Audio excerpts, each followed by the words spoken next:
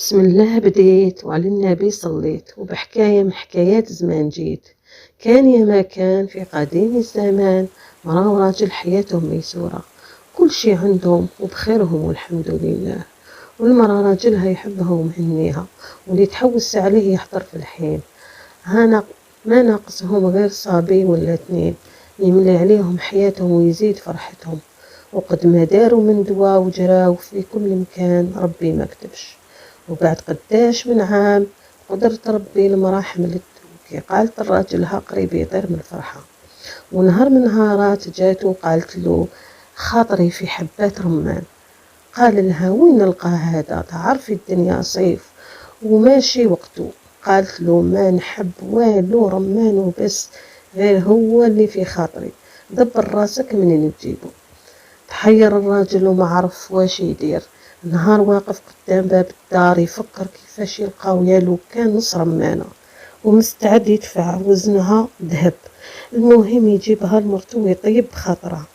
فات عليه صاحبه ولقاه يخمم، سأله خير يا راجل علاش مهموم وبالك مشغول؟ جاوبوا المرأة تتوحم وتحوس على حبات رمان، ما تعرفش وين نلقاه ونشريه. قال له ما تلقاه غير في جنان الغول، روح ليه واطلب منه رمانة وقول له نحوس عليها لمرتي الحامل وخاطرها فيه، بالك يهديه ربي ويعطيك وحدة. شجع الراجل ومشى في الغابة، وصل لقصر الغول ودق عليه الباب. خرج سأله واش جيت تحوس؟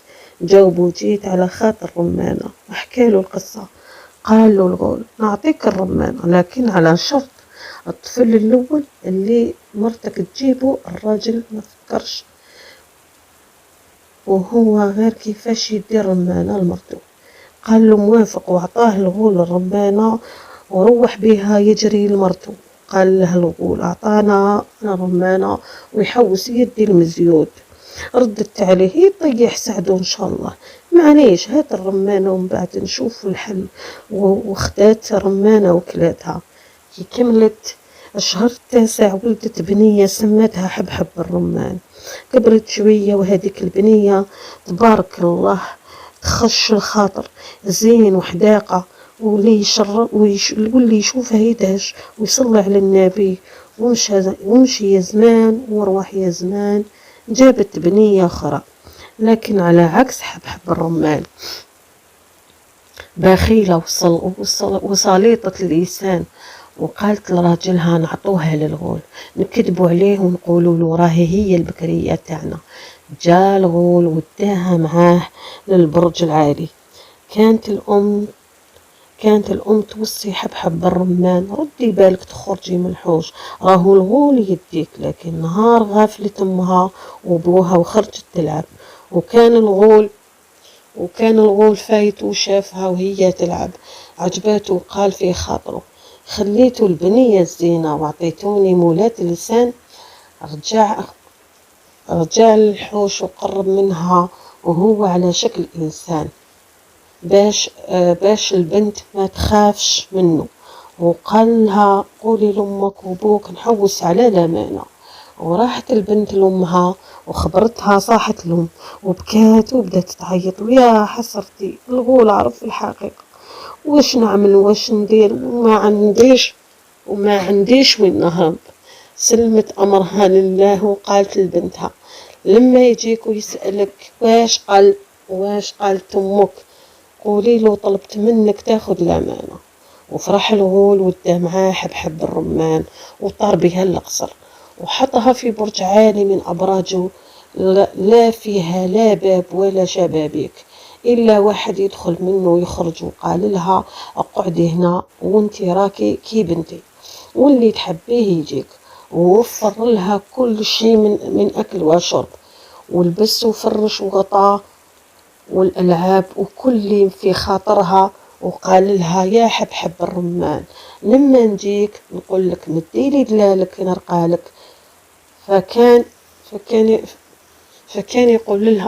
لما يقول لها تنزل ضفيرتها الطويلة ويطلع عليهم الغول، يدخل الحبحب الرمان ياكل عندها ويشرب ودايرها كي بنيته وما نقص عليها حاجة. ولما ينزل من عندها يقول نفس الشيء ويركب فوق ضفيرة شعرها ويهبط. وهذه الحالة كل يوم.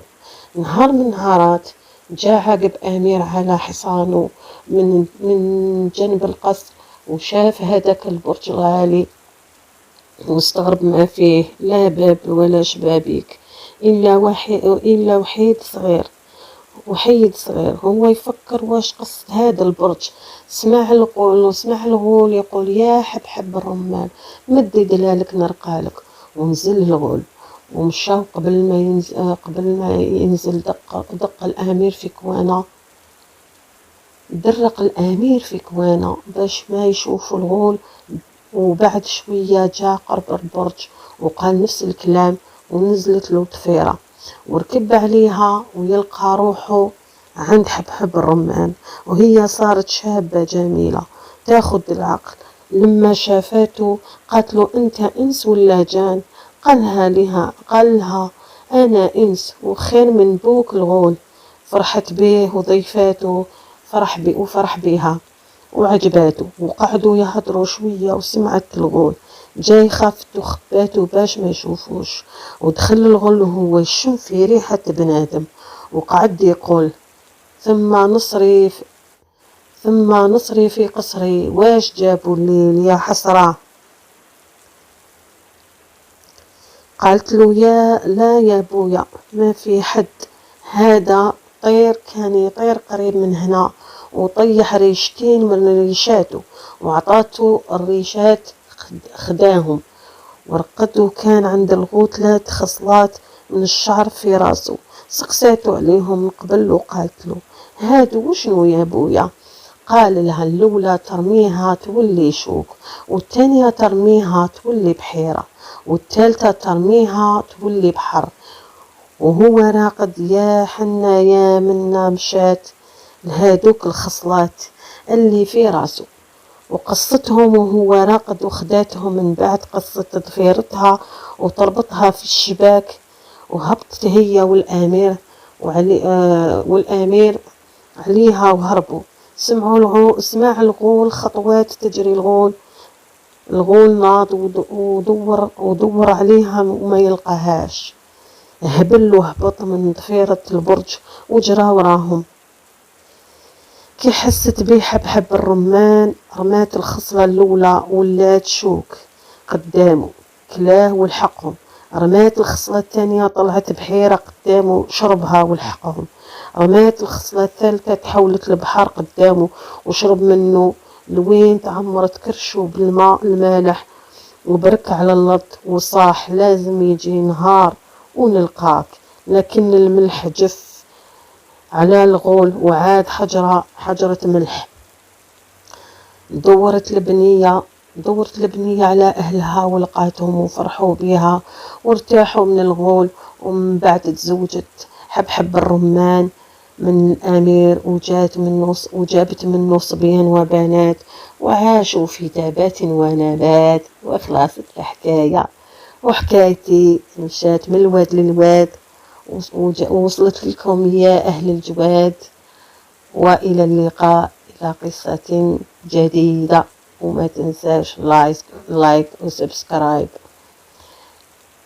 ودق الجرس لتصلكم كل قصة جديدة. والسلام عليكم ورحمة الله وبركاته.